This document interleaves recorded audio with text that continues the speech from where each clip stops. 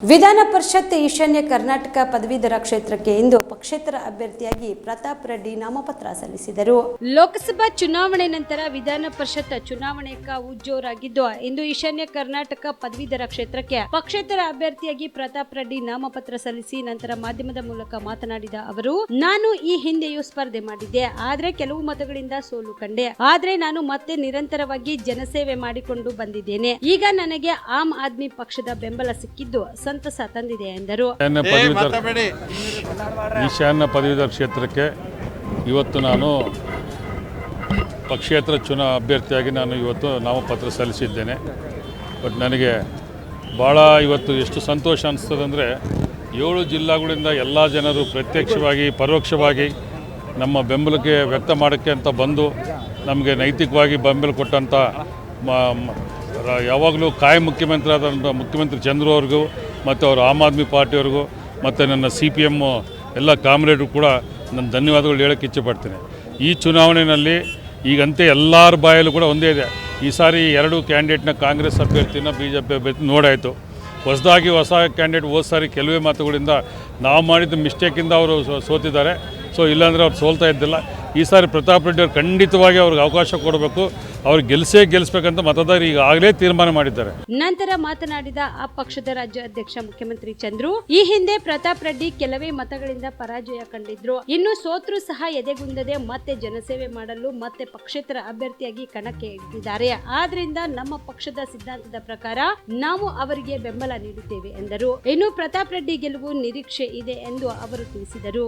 ಆತ್ಮೀಯರೇ, ಇವತ್ತಿನ ದಿವಸ ನನಗೆ ಬಹಳ ಸಂತೋಷ ಏನಂತಂದರೆ, ಹಿಂದಿನ ಸಾರಿ ಚುನಾವಣೆಯಲ್ಲಿ ಪಕ್ಷೇತರ ಅಭ್ಯರ್ಥಿಯಾಗಿ ನಿಂತು ಈ ಈಶಾನ್ಯ ಕ್ಷೇತ್ರದ ಇದು ನಮ್ಮ ಪದವೀಧರ ಕ್ಷೇತ್ರದ ಪ್ರತಾಪ್ ರೆಡ್ಡಿ ಅವರು ನಿಂತಿದ್ದರು.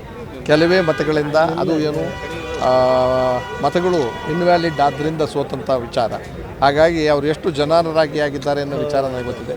ನಮ್ಮ ಪಕ್ಷದ ವತಿಯಿಂದ ಅಂದರೆ ಆಮ್ ಆದ್ಮಿ ಪಾರ್ಟಿ, ಕೇಜ್ರಿವಾಲ್ರವರ ಪಕ್ಷ ಸಂಪೂರ್ಣವಾಗಿ ಇಲ್ಲಿ ಅಭ್ಯರ್ಥಿಗಳನ್ನು ಇವತ್ತು ಈ ಸಾರಿ ನಿಲ್ಲಿಸಬಾರ್ದು ಅಂತ ತೀರ್ಮಾನ ಮಾಡಿ ಬೆಂಬಲವನ್ನು ಯಾರಿಗೆ ಕೊಡಬೇಕು ಅಂದಾಗ, ಯಾರು ಪ್ರಜಾಪ್ರಭುತ್ವಕ್ಕೆ ಗೌರವ ಕೊಡ್ತಾರೆ, ಸಂವಿಧಾನ ಉಳಿಸೋದಕ್ಕೆ ನೋಡ್ತಾರೆ, ಸರ್ವರಿಗೂ ಸಮಪಾಲ ನೋಡ್ತಾರೆ ಅಂಥದ್ದನ್ನು ಬೇರೆ ಪಕ್ಷಗಳಲ್ಲಿ ನಾನು ನೋಡದೇ ಇರೋದ್ರಿಂದ ಈ ಪಕ್ಷೇತರ ಅಭ್ಯರ್ಥಿಯವರು ಸೋತ ಮೇಲೂ ಕೂಡ ನಿರಂತರ 6 ವರ್ಷಗಳ ಕಾಲ ಟ್ರಸ್ಟ್ ಮಾಡಿಕೊಂಡು ಸಾರ್ವಜನಿಕರ ಸೇವೆಯನ್ನು ಮಾಡಿಕೊಂಡು ಬಂದಿರೋದ್ರಿಂದ ಅವರನ್ನು ಹೆಚ್ಚಿನ ಬಹುಮತ ಗೆಲ್ಲಿಸೋದ್ರಿಂದ ಸಮಾಜಕ್ಕೆ ಒಳ್ಳೆಯದಾಗುತ್ತೆ ಅನ್ನೋ ದೃಷ್ಟಿಯಿಂದ ಸಂಪೂರ್ಣ ಬೆಂಬಲವನ್ನು ಬೇರೆ ಬೇರೆ ಪಾರ್ಟಿಗಳು ಸೇರ್ಕೊಂಡು ನಾವು ಮಾಡಿದ್ದೀವಿ. ಈಗ ಇವತ್ತು ನಾಮಿನೇಷನ್ನು ಹಾಕಿದ್ದಾರೆ. ಇನ್ನು 3ನೇ ತಾರೀಕು ಚುನಾವಣೆ. ಎಲ್ಲರ ಮತಬಾಂಧವರಲ್ಲಿ ಕೇಳ್ಕೊಳ್ಳೋದೇನೆಂದರೆ, ಒಂದು ಮತದಾನ ಮಾಡಬೇಕಾದ್ರೆ ಒಂದು ನಾರ್ಮ್ಸ್ ಇದೆ, ಅದೇ ಥರನೇ ಮಾಡಬೇಕಾಗತ್ತೆ.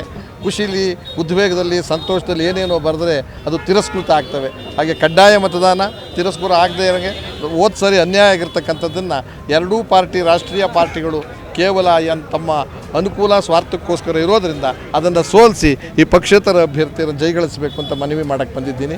ಇಲ್ಲಿಂದ 3 ದಿವಸ ಇಲ್ಲೇ ಇದ್ದು ಇವ್ರ ಪರವಾಗಿ ಆಮ್ ಆದ್ಮಿ ಪಕ್ಷ 7 ಜಿಲ್ಲೆಯ 7 ಜಿಲ್ಲಾಧ್ಯಕ್ಷರು, ಸಂಘಟನಾ ಕಾರ್ಯದರ್ಶಿ, ವೈಸ್ ಪ್ರೆಸಿಡೆಂಟ್ ನಾವು ಸೇರಿ ಅವರಿಗೆ ಸಹಾಯ ಮಾಡ್ತೀವಿ.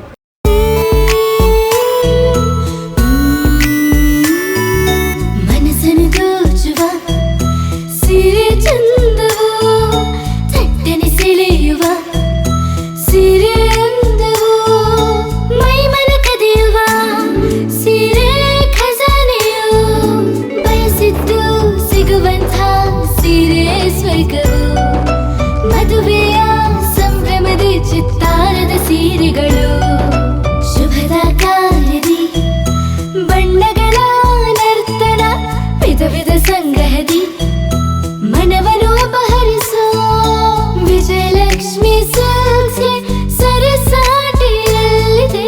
Vijayalakshmi silks, Vijayalakshmi silks. ಗುಲ್ಬರ್ಗ ಜಿಲ್ಲೆಯಲ್ಲಿಯೇ ಮಹಿಳೆಯರ ಮತ್ತು ಮಕ್ಕಳ ವಸ್ತ್ರಗಳ ಏಕೈಕ ಅತಿ ದೊಡ್ಡ showroom Vijayalakshmi silks, city centre mall, super market road, Gulbarga.